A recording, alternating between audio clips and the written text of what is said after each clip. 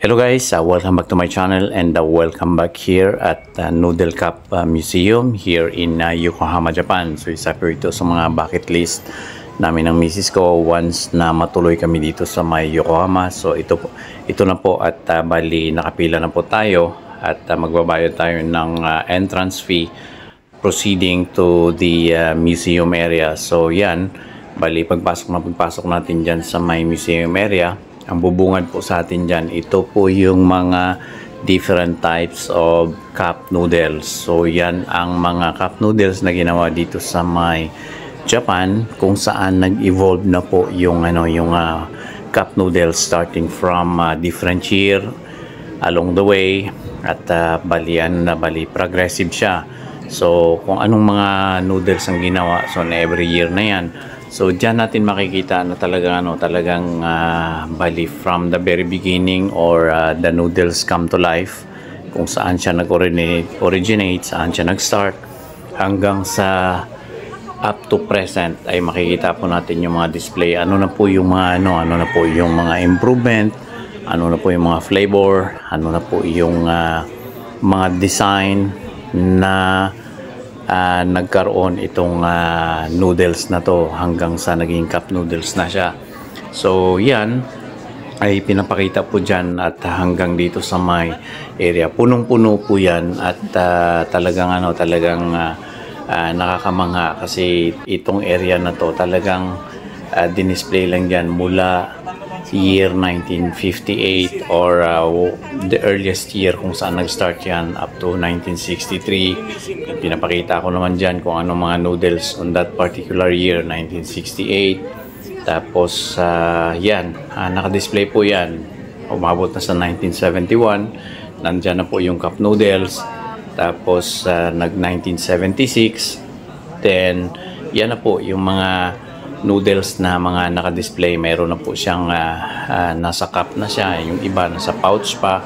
Umabot na sa 1989, tapos nag-1992. So yan, nasa square type na po yung lagayan. Kumbaga nagkaroon siya ng transition period at saka the same time nag-improve hanggang sa umabot siya ng 1993 up to present. So in short, talagang nagkaroon siya ng pagbabago, nagkaroon siya ng period kung saan nag-evolve itong noodles hanggang sa makilala na talaga siya.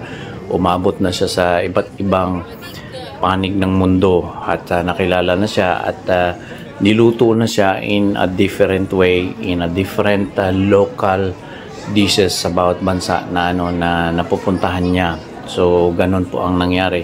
So kumbaga ay it was branded kung ano na yung napuntahan niyang bansa. So ito 2005 na, yan na po yung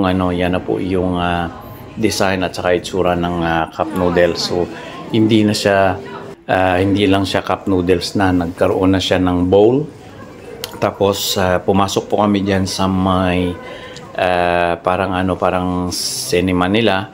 Diyan po pinakita kung ano ang pinagdaanan ng noodles na yan, sino po yung nag-start na yan, sino po ang nag-umpisa ng noodles na yan, kailan po inumpisahan, at saka ito po yung pinapakita kong video na to, itong noodles na to, parang ito yung bahay kung saan these noodles come to life. Kumbaga ito yung pinaka-humble beginning niya, ito yung pinaka-design ng bahay kung saan itong noodles come to life. So yan, kinunan na lang namin yan. Kumbaga pinreserve na lang siguro nila talaga itong pagka-design ng bahay na to, kasi kumbaga ito yung bahay ng founder ng noodles hanggang sa nag-improve ang noodles na ginawa niya. So thank you very much for watching, guys. Please don't forget to like and share this video and kindly drop a comment on this video kung nagustuhan po ninyo, and kindly indicate kung taga saan po kayo para alam ko kung saan inabot tong video na to. Thank you very much and God bless everyone. Maraming salamat po. See you next time.